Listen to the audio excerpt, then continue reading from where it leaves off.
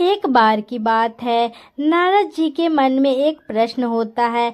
वह जानने के लिए वह ब्रह्मा जी के पास जाते हैं। प्रणाम ब्रह्मा जी। आओ नारद, कैसे आना हुआ? नारायण नारायण। ब्रह्मदेव, मैं आज आपके पास एक प्रश्न पूछने आया हूँ। क्या नसीब का भी कोई खेल होता है? क्या मनुष्य के नसीब का भी कोई महत्व होता है? बिल्कुल देवर्षि नारद, मनुष्य का नसीब उसका भूतकाल, वर्तमान काल और भविष्य काल तीनों में ही महत्व रखता है। वो कैसे ब्रह्मदेव? कृपया विस्तार से बताइए। देवर्षि नारद, इसके लिए मैं आपको एक कथा सुनाता हूँ। सोहन नगर में दयानंद नाम के एक बहुत बड़े ज्योतिष रहा करते थे। उनके पास ऐसी विद्या शक्ति थी कि वो सबका भविष्य पढ़कर बता देते थे। एक बार ज्योतिष दयानंद अपने पास आए एक व्यक्ति का हाथ देख रहे थे। तब दयानंद का 8 साल का पुत्र वहीं पास में खड़ा था। व्यक्ति के जाने के बाद वो अपने पिता से बोला, पिताजी, मैं भी अपना नसीब देखना चाहता हूँ। क्या आप मेरा भी भाग्य पढ़कर बता सकते हो? पुत्र गोपाल, अभी तुम बहुत छोटे हो। जब तुम बड़े हो जाओगे तब मैं तुम्हारा भाग्य जरूर बताऊंगा। जाओ, अभी तुम जाकर खेलो। गोपाल के जाने के बाद दयानंद सोचने लग जाता है। कहीं न कहीं गोपाल ने सही बात बोली है। जब मैं सबका भविष्य बता सकता हूं तो क्यों न अपने बेटे गोपाल का भविष्य भी देख लूं। ज्योतिषी दयानंद आंखें बंद करते हैं और अपने पुत्र गोपाल का आने वाला भविष्य देखने लगते हैं, पर उसे कुछ ऐसा दिखाई देता है जिसे देखकर वो चौंक जाते हैं। अब ये मैंने क्या देख लिया? ऐसा नहीं हो सकता। मेरे इकलौते पुत्र का विवाह एक भिखारी की कन्या के साथ होगा। ये कदापि नहीं हो सकता। मैं ऐसा कभी नहीं होने दूंगा। मैं भाग्य देख सकता हूँ तो मैं भाग्य को बदल भी सकता हूँ। मैं अपने पुत्र का आने वाला नसीब ही बदल दूंगा। उसके पश्चात क्या हुआ ब्रह्मदेव? जब ज्योतिषी दयानंद ने अपने पुत्र का भाग्य देखा तो वो एक पल भी बिना देर किए उस गरीब के घर पहुंचा। दयानंद जानता था कि उस गरीब मजदूर के घर पहले ही 5 कन्याओं का जन्म हो चुका है और अब एक और कन्या ने जन्म लिया है। मैंने आपको पहचाना नहीं। आप कौन हैं? तुम मुझे नहीं जानते, पर मैं तुम्हें अच्छी तरह जानता हूँ। तुम बहुत दुखी और लाचार हो। आप बिल्कुल सही कह रहे हैं। मेरे घर में पहले ही 5 बच्चे थे। अब एक और कन्या ने जन्म लिया है। मैं अपने बच्चों का पालन पोषण कैसे करूं, इसी दुविधा में हूँ। मैं अकेला कितना कमा लूंगा। अगर मुझे किसी की मदद मिल जाती तो बड़ा उपकार होता। इसीलिए मैं तुम्हारे पास आया हूँ। मैं तुम्हारी मदद करना चाहता हूँ। मैं चाहता हूँ मैं तुम्हारी सहायता करूँ तो थोड़ा पुण्य मैं भी कमा लूं।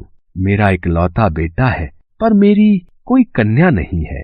इसलिए मैं तुम्हारी कन्या को गोद लेना चाहता हूँ, जिससे तुम्हारी परेशानी भी हल हो जाएगी और मेरी भी। मेरे पास धन दौलत संपत्ति की कोई कमी नहीं है। तुम्हारी कन्या मेरे घर राज करेगी। तुम मुझे अपनी कन्या दे दो, मैं उसे बेटी की तरह पालूंगा। दयानंद ने गरीब की मजबूरी का फायदा उठाया और गरीब बेचारा भी क्या करता। उसके पास इतना खाने को नहीं था कि वो अपने सभी बच्चों का पालन पोषण कर सके। वो तो यही चाहता था कि उसकी कन्या अगर किसी अमीर घर में जाएगी तो उसे सब ऐशो आराम मिलेंगे। इसलिए उस गरीब ने अपनी कन्या को दयानंद को देना ही उचित समझा। आपने तो मेरी मुश्किल आसान कर दी। मेरी कन्या इतने बड़े घर में रहेगी तो मेरे ऊपर भी तो बहुत उपकार होगा। यहाँ रहेगी तो गरीबी में भूखी प्यासी मर जाएगी, पर आपके यहाँ उसका अच्छे से लालन पालन होगा। मैं अभी अपनी कन्या को लेकर आता हूँ। उसके पश्चात उस गरीब मजदूर ने अपनी कन्या को इस आस में कि वो एक अमीर घर में खुश रहेगी दयानंद को सौंप दिया। पर दयानंद के मन में तो कुछ और ही पाप पनप रहा था। वो उस कन्या को लेकर एक तालाब पर पहुंचा। मैं इस कन्या को अपने घर की बहू कभी नहीं बनने दूंगा। मेरे होते हुए ये हरगिज नहीं होगा। मैं अपने बेटे का भाग्य पलट के रख दूंगा। नारायण नारायण, मेरा तो हृदय बैठा जा रहा है ब्रह्मदेव, अति शीघ्र बताइए। उसके पश्चात उस दयानंद ने मासूम कन्या का क्या किया? दयानंद ने अपने पुत्र का भाग्य पलटने के लिए उस कन्या को तालाब में फेंक दिया और वहां से हंसता हुआ वापस चला गया। पर ये कहावत भी सही है कि जिसको राखे साइयां मार सके न कोई। उस तालाब में कमल के पुष्प थे।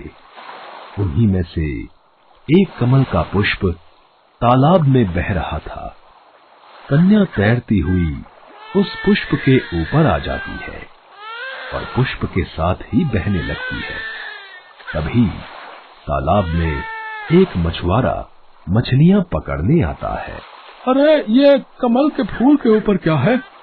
इतना छोटा बच्चा, ये किसने बेरहमी से इस तालाब में फेंक दिया? ये तो रो रहा है, मैं इसे घर ले जाता हूँ। पता नहीं कैसे माता पिता हैं जो अपने बच्चों को पैदा करके फेंक देते हैं। इतना सुंदर और मासूम बच्चा है, इसे घर ले जाता हूँ। भगवान, मेरी भी कोई संतान नहीं है, इसे आपका आशीर्वाद समझकर मैं ही इसे पाल पोस कर बड़ा करूंगा। और फिर वो मछुआरा उस बच्ची को अपने घर ले जाता है। ऐसे ही समय करवट लेता है और 20 साल बीत जाते हैं। दयानंद का पुत्र गोपाल अब बड़ा हो गया था। चलते चलते प्यास लग रही है, प्यास से गला भी सूख रहा है। वो सामने झोपड़ी दिखाई दे रही है, एक बार वहां चलकर पूछता हूँ, शायद पीने का पानी मिल जाए। सुनिए, कोई है? जी कहिए, मैं आपकी क्या सेवा कर सकती हूँ? कितनी सुंदर कन्या है, इसके चेहरे से तो मेरी नजरें ही नहीं हट रही हैं। बोलिए, क्या चाहिए आपको? जी जी, मुझे पीने का थोड़ा पानी मिल सकता है? आप यहीं रुकिए, मैं अभी पानी लेके आती हूँ। आपका नाम क्या है? जी, मेरा नाम सुनंदा है। सुनंदा, अगर तुम मेरी एक बात का बुरा ना मानो तो एक ही नजर में मानो मुझे तुमसे प्रेम हो गया है। अगर तुम चाहो तो मैं तुम्हें पत्नी का दर्जा देकर तुमसे विवाह करना चाहता हूँ। पर बेटा, हम लोग तो बहुत गरीब हैं। तुम मेरी कन्या के साथ विवाह करोगे तो तुम्हारे परिवार वालों को कोई आपत्ति तो नहीं होगी ना? मैं आपके आशीर्वाद से इसी समय विवाह करके सुनंदा को अपनी पत्नी बनाकर ले जाऊंगा। मेरे होते हुए सुनंदा को किसी बात की कोई तकलीफ नहीं होगी। और फिर मछुआरे ने अपनी कन्या का विवाह गोपाल के साथ कर दिया। जब सुनंदा को लेकर घर पहुंचा तो दयानंद उसे देखकर बहुत गुस्से में आ गया। गोपाल, तू विवाह करके आ गया और ये किसे ले आया है? इस लड़की के परिवार के बारे में कुछ भी अता पता किए बिना तूने इतना बड़ा कदम कैसे उठा लिया? पिताजी, सुनंदा के पिताजी ने मुझे विवाह से पूर्व सब कुछ सच सच बता दिया था। इनकी यही बात मुझे बहुत पसंद आई। मैं कुछ समझा नहीं, तुम कहना क्या चाहते हो? आखिर ये लड़की है कौन? मेरे पिताजी एक मछुआरे थे। आज से 20 साल पहले मैं अपने पिताजी को मिली थी एक नदी में। मैं पुष्प पे तैर रही थी सफेद कपड़े में। उन्होंने मुझे पाल पोस के बड़ा किया है। इसके पश्चात उन्होंने मेरी जान बचाई और मुझे पाल पोस के बड़ा किया और मेरी शादी करवा दी। लड़की क्या कह रही है? ये तो वही लड़की है जिसे आज से 20 साल पहले मैंने ही सफेद कपड़े में लपेटकर तालाब में फेंका था। सर्वनाश, ये सब क्या हो गया? पर अभी भी मेरे पास समय है, मैं इसे जान से मार दूंगा, फिर तो भाग्य पलट सकता हूं। दयानंद के मन में एक बार पाप युक्ति फिर से जन्म लेती है। दोपहर के वक्त जब गोपाल काम पर गया होता है तो पीछे से सुनंदा घर पर अकेली होती है। यही मौका है इससे पीछा छुड़ाने का। सुनंदा कक्ष में सो रही है, ये सांप इसके कक्ष में छोड़ देता हूं। सांप इसे काटेगा तो ये मृत्यु को प्राप्त हो जाएगी और इसके मरने के पश्चात मेरे पुत्र का किसी अच्छे घर में विवाह कर दूंगा। सांप को पिटारे में से निकाल लेता हूं। नारायण नारायण। फिर क्या हुआ ब्रह्मदेव? क्या दयानंद की ये कुटिल युक्ति काम कर गई? क्या सांप ने सुनंदा को काट लिया और वो मृत्यु को प्राप्त हो गई? देवर्षि नारद, आप जानते हैं यदि कोई व्यक्ति पाप कर्म करने लगता है तो उसका पाप कर्म उसी पर भारी पड़ जाता है। जैसे ही दयानंद ने पिटारे में से सांप को बाहर निकाला, सांप ने दयानंद के हाथ पर डंक मार दिया और दयानंद दर्द से कराहने लगा। अरे कोई बचाओ, मुझे सांप ने काट लिया, कोई मेरी रक्षा करो। तो पिताजी की आवाज है। अरे ये क्या हो गया पिताजी आपको? अच्छा पिताजी आप घबराइए मत, मैं आपको बचाऊंगी। नंदा ने अपनी जान की परवाह किए बिना दयानंद के हाथ से सांप का सारा जहर चूस कर निकाल दिया। इतनी देर में गोपाल भी घर आ जाता है और वो वैद्य को बुलाता है। कुछ देर बाद दयानंद को जब होश आता है, दयानंद जी, आपको भगवान का शुक्रगुजार होना चाहिए कि उन्होंने आपको इतनी होनहार बहू दी। आज इसी की वजह से आपकी जान बच पाई है।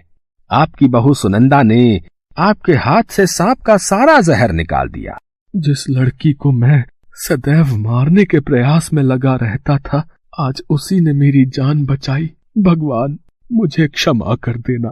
मेरे भाग्य में इतनी अच्छी बहू लिखी थी और मैं इसी अच्छे भाग्य को पलटने जा रहा था। बहू मुझे क्षमा कर दो, मैंने तुम्हारे साथ बहुत बुरा बर्ताव किया। तुम दोनों सदा खुश रहो मेरे बच्चों।